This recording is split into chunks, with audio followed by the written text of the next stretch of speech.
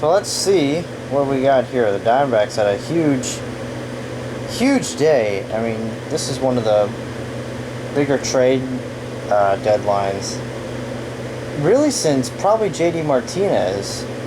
But it goes in the opposite direction because with the Martinez trade, you know, we were bringing in Martinez. But with this one, it's a different kind because we traded Greinke. Now, that doesn't necessarily mean, oh my God, we're rebuilding, we're completely out of it. I don't think that's the case. I think what the Diamondbacks did was smart. I was impressed that they were able to pull it off. I didn't think anybody was. I didn't think we were going to trade Greinke because he had 15 teams on his no trade list. I guess the Astros weren't on it. I'm literally half the league's on it. But either way, let's see. What do we got here? Dbacks trade Jazz Chisholm, our number one prospect, for Zach Gallen on the Miami Marlins. One of Miami's top prospects, in picture, Zach Gallen. I think that's how you say Zach Gallen. I didn't like this one as much because, you know, Jazz Chisholm was, our number one. I think in all of baseball, he was in the top 100. I just don't know. I think he was like in the 50s. I'm not sure. But hold on, let me look at, because I had Gallen's numbers on here, and now I can't find it. Come on. So I think that was just the one straight up. Zach Gallen, there we go. I think he has pitched in the majors, but I need to, if I can just find his numbers. He's a young guy. He made his debut June 20th. Wait, date joined. That has to be that. Yeah. What the heck? Yeah, 2.72 ERA. Can I just find his stats? Okay, is this it? Okay, here we go. Well, maybe. Oh, okay, here we go. He has pitched in 7 games with a 2.72 ERA. He's got a 1-3 record. Let's see. He's got a 36.1 innings pitched, 43 strikeouts, 18 walks, 3 home runs given up. So I don't know. That looks pretty good. Now, how old is this guy? He's really young. He's 23.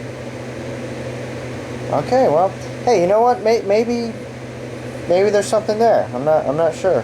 But again, it's one of those things where if it pays off, it's going to look good. If it doesn't pay off, then it doesn't look good for us. But again, okay, maybe this one wasn't as not bad. Diamondbacks did not make a bad trade, but with this one, it was one of my least favorites. Now it's probably not as bad.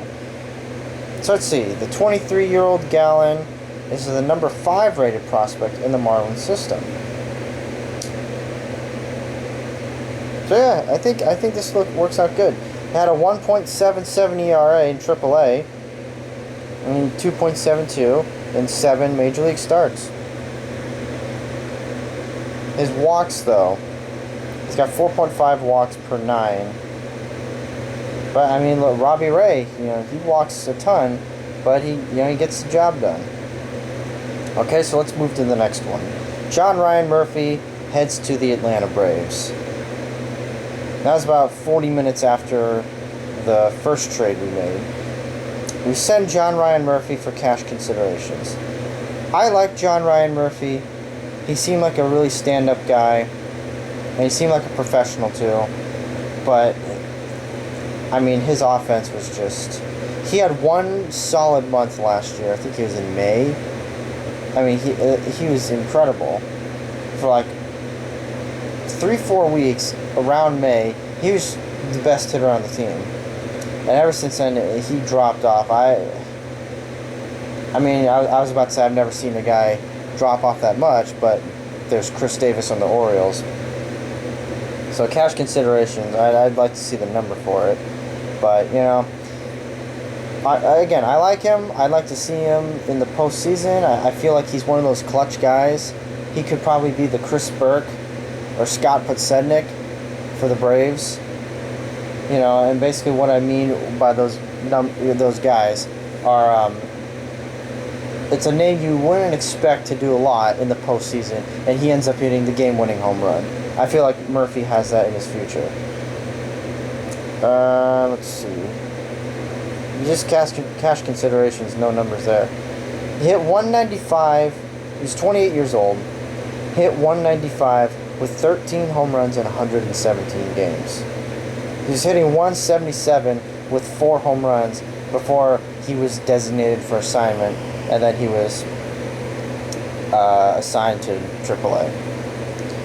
So again, I like John Ryan Murphy, but in cash considerations, this is, you know, the trade that has little to no value. It doesn't mean as much as the other 3. So there we go. Another 40 minutes after this one, get the other trade. Mike Leake is coming back to the Valley. We get Mike Leake, and we tried to trade for him earlier this year. I think it was in May. And who knows what would have happened if that would have worked out. We probably would be closer in the wild card. We might even be in the wild card instead of 3.5 back. And I think we're 3.5 back. Let's see. In return, the Mariners got single-A outfielder Jose Caballero to the Mariners. So, let's see what they got. He's 31 years old, Arizona State graduate, which doesn't really mean much, but maybe he comes here, he went to school here, likes it, maybe he'll want to stay here. The 31-year-old right-hander has tossed 2 complete games, a minuscule, 1.2 walks per 9, with a 1.255 walk hits per innings pitched. For his career, he's got a 4.05 ERA. Now, the guy we gave up, Caballero, I know I'm saying that wrong, Jose Caballero, is not ranked in MLB Pipeline's Dbacks top 30 prospects. The 22-year-old was playing with High A Visalia, and batting .268 with 3 home runs in 43 games this year. So, yeah, honestly, if that's all it took, why couldn't we get this trade done earlier? This is the kind of stuff where we'll never know. We're just going to read the articles, but we're never going to find or hear anything else. But it is interesting. And now we get to the big one. Diamondbacks trade their ace. Like minutes. Literally minutes. Apparently, on the timeline here, it was 5 minutes after the Mike Leake trade. Zach Greinke was traded to the Houston Astros in return for 4 prospects. Okay? Those 4 prospects, first baseman / outfielder Seth Beer, right-handed pitcher JB, oh boy, why are you giving me names I can't pronounce? Dbacks, right-handed pitcher Corbin Martin, and infielder / outfielder Joshua Rojas. Apparently, the Greinke deal came down to the last couple seconds of the trade deadline, and the Diamondbacks also sent $24 million over. That was the big one. So, essentially, the Astros are going to owe Greinke $50 million over this year and the next 2 years. So let's just say the rest of the year is covered. He's going to make $25 million next year and the year after that, 2020, 2021. Again, I'm just throwing out numbers here. So let's see. The 4 players were top 20 prospects in the Astros system, but I think only one of them was in the top 100 in all of MLB. So, So right here, Diamondbacks will pay $24 million of the $77 million left. So let's see. So the Astros actually have $53 million left over. Okay. So if you take 53, he's essentially going to make $26.5 million in 2020 and 2021. Now, like I said before, I think the Diamondbacks came out winners on this trade deadline. I really do. And I'm not just saying that because I'm a fan. I think they were smart. I think they traded for Mike Leake and Zach Gallen on the Marlins. Marlins, super young guy, so we have him under control. And even if not, we at least have him for a handful of years. Mike Leake has been pretty good this year. I mean, the 1.2 walks per 9, that's great. He's 31 years old, went to school here. Again, maybe he'll want to stay here. Likes it, pitches great, or pitches good. Maybe we can sign him for 2-3 more years. We got Zach Gallen, and now we've freed up a boatload of money. So, what does this mean for the future? I believe this was a soft rebuild, like a soft reboot of a movie franchise. I believe the Diamondbacks are still going to be relative to the conversation. Maybe not the rest of this year, unfortunately. There's still a chance, and that's why I like what they've done. They didn't completely throw in the towel. They traded for Mike Leake, and let me see his contract. I have no idea what it is. But if he's 31, it can't be that much. Let's see. Can I see his contract status? Okay. Signed through 2020 at 5 years, $80 million, with a 21 option. So he's making $16 million this year, and he, I would imagine, if he pitches well this year, and he pitches well next year, we'll pick up that option. So even then, scratch the whole contract thing, because when he's done, what is he, 31 right now? Yeah, he's 31 now. He'll be 32 next year. He'll be 33 if we pick up his option. Then, honestly, we might not even really have to sign him to anything. We have him for this year, and then for next year, and then take it from there, because we don't have to pick up his option. But even if we do, that's 2.5 years of a guy who's been pretty good. Looking at his numbers right now, this guy's pretty solid. He was 10-10 last year with a 4.36 ERA. But you know what? Well, I'll take that.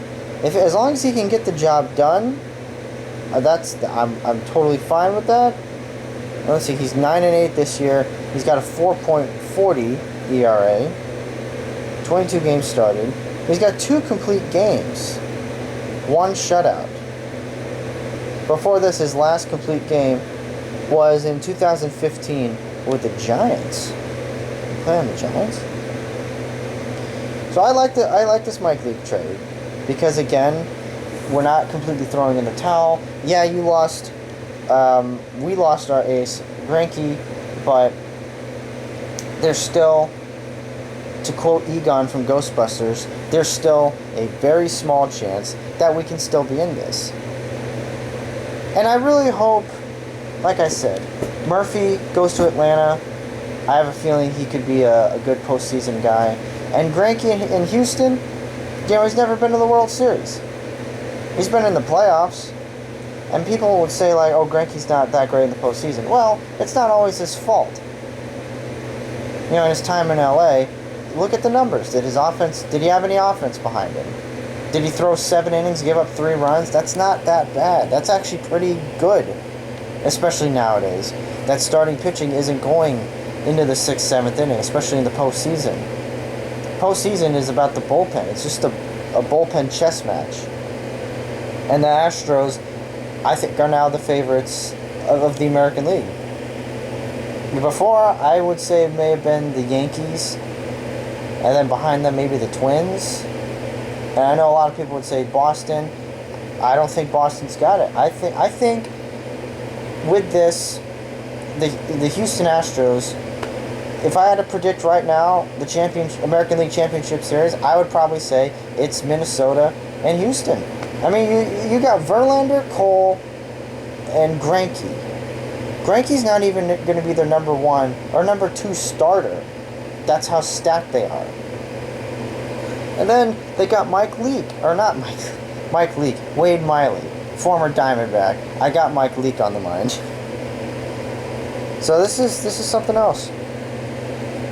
I'm glad that I'm going to be very interested to see if this is going to be a rematch of 2017 of Houston and LA, because I'm going to watch that. I already watched in 2017, but now with Verlander, Cole, and Greinke, I definitely want to see Greinke in the playoffs, especially deep.